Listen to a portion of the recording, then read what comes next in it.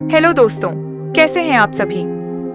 आज की कहानी का नाम है भाई ने जो किया बहन कभी भूल नहीं पाई। मेरी बहन की शादी को आज 12 साल हो चुके हैं। उसका ससुराल हमारे ही पास के गांव में है, लेकिन आज तक मैं कभी उसके घर नहीं गया। हाँ, वो कभी कभार मायके आती थी सबसे मिलने। एक दिन मेरी पत्नी ने मुझसे कहा, जब भी तुम्हारी बहन आती है उसके बच्चे पूरे घर में ऊधम मचाते हैं, हर जगह सामान फैला देते हैं, घर का कचरा भी बढ़ जाता है, और तुम्हारी माँ तो उसे चोरी छिपे साबुन, वॉशिंग पाउडर, चावल दाल जैसी चीजें देती रहती है।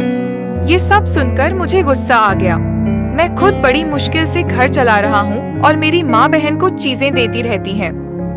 एक बार जब बहन घर आई तो उसके बेटे ने टीवी का रिमोट तोड़ दिया। बस मेरा गुस्सा फूट पड़ा। मैंने माँ से कहा, दीदी को अब बार बार घर मत बुलाया करो, बस दिवाली पर आए और जो तुम झोला भरकर सामान देती हो वो भी बंद करो।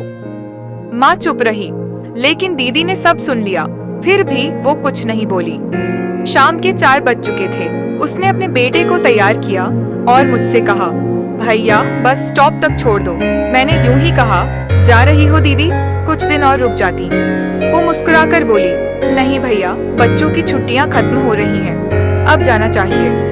कुछ समय बाद हमारे घर में जमीन के बंटवारे की बात चली। दीदी भी आई थी। मैंने साफ कह दिया, मैं अपने हिस्से से कुछ नहीं दूंगा।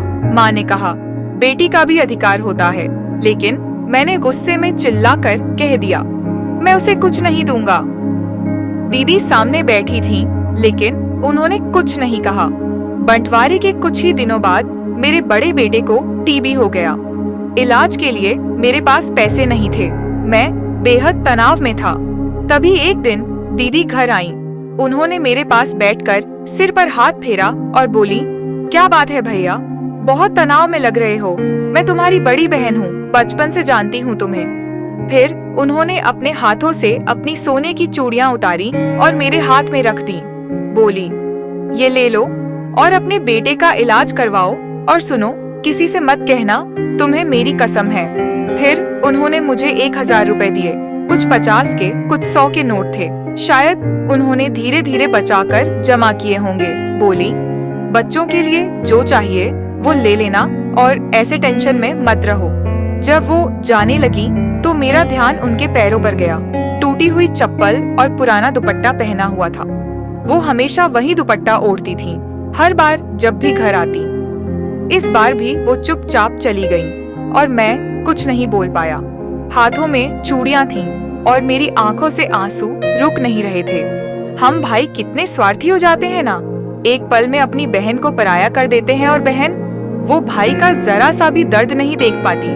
वो खुद चाहे कितनी भी तकलीफ में हो, अपने भाई के लिए वो हमेशा खड़ी रहती है। दोस्तों, जिंदगी की भागदौड़ में अक्सर हम अपनों से दूर हो जाते हैं, पर एक बहन, वो सिर्फ सामान या पैसे नहीं चाहती। वो चाहती है थोड़ा समय, थोड़ी सी परवाह और एक मुस्कुराहट। किसी ने सच ही कहा है, बहन दूसरी माँ होती है। तो दोस्तों, कैसी लगी आपको यह कहानी?